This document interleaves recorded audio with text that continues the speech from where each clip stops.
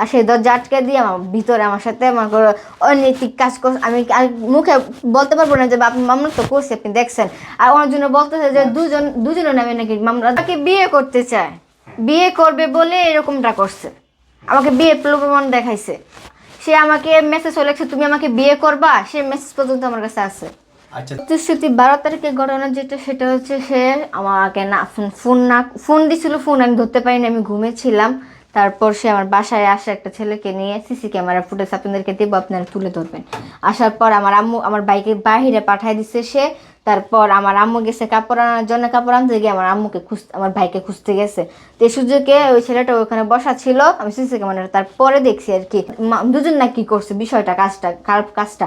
আসলে দুজন না, বুকাজুনাই সুমাইয়া ওদেরকে দিয়েছি মামলাটা একসাথে, ওরা আমাকে মারছে তাদের বাসায়। আর এই দর্শনের মামলাটা দিয়েছি শুধু ইমরানের নামে, আর কারোর নামে না। আপনারা সবাই ভুল বুঝতেছেন, শুধু ইমরানের মামলাটা দেওয়া হয়েছে।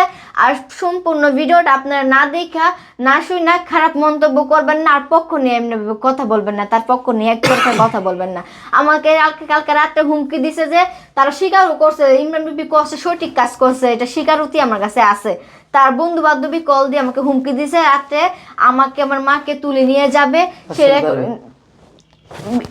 ভিডিও তো আপনারা দেখতে পারবেন, আপনারা যদি চান আমি ভিডিও তুলে ধরবো আপনাদের সামনে। আমি এটা নিয়ে আমার রেকর্ডও করছি, আমি তুলেও ধরছি। আমাকে গালাগালি করতেছে মামলা তুলে নেওয়ার জন্য, আমাকে এন করবে তেন করবে আমাকে।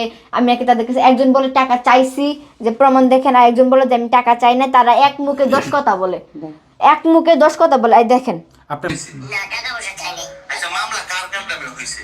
মামলা হইছে ইমরান ভাইয়ের নামে। ইমরান ভাই টাকা পয়সা ও তাড়াহুড়া করে চলেও গেছে। আমার আম্মু খুঁজতে খুঁজতে 5 মিনিটের মধ্যেই আসছে, যে আমার ভাইকে খুঁজে নিয়ে আসছে। টাইমিং অনুযায়ী বললে আমি আনুমিকটা বলছি, আমি আনুমিক বলছি। আমার বাসায় আয়সা দরজা আটকায় দিছে, কিরকম কি কাজগুলো না করছে এই মামলার মধ্যে উল্লেখ করছে, এমনকি আমার আম্মুর কাছে আমি বলছি।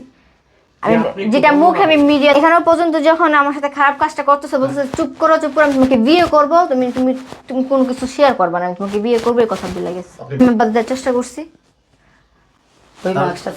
ওর মাস্ক পর্যন্ত আমার বাসায় আছে, মাস্কটা আনো তো। সিসি ক্যামেরা ফুটেজে দেখবেন যে ওর মুখে একটা সাদা মাস্ক আছে। আমার বাসায় এসে ধস্তাধস্তি করছে যে এটা তার মাস্ক, আপনারা পরীক্ষা করতে পারেন। পরে সে আমার মাস্ক পরে সে বের হয়ে গেছে আমার কাছ থেকে নিয়ে। তার বাসায় তার ওয়াইফ, এই যে এই ঘটনার যে হয়েছে, তার ওয়াইফ জানতে পারছে যে তার সাথে যে ছেলেটা আসছিল, ওই ছেলেটা তার ওয়াইফের কাছে যে বলে দিছে সবকিছু, যে আমার বাসায় আসছে, কি করছে না করছে।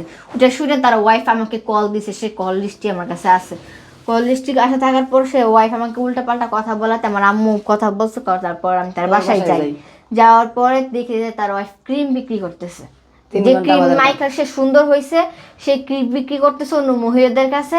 তারপর আমাদেরকে বসাইছে, মিথ্যা কথা বলবো না, সুন্দরভাবে প্রথম কথা বলছে, বসাইছে। বসানোর পরে ওই ক্রিম বিক্রি করার শেষে তারা দরজা আটকায় দিয়েছে, দরজা আটকায় দিয়ে বুকাজুনো আটকে দিয়ে উল্টা পাল্টা যত আছে প্রশ্ন করে ভিডিও বানাইতেছে, বুয়া বুয়া বললে যেরকম পারে সেরকম ডন টন বলে ভিডিও বানাইতেছে। তারপর এক পত্রে তার আমার আপনার আমার মেয়ের ছবিটা ওনার সাথে দেখবেন লাগাতে, আমার মেয়ের নিয়ে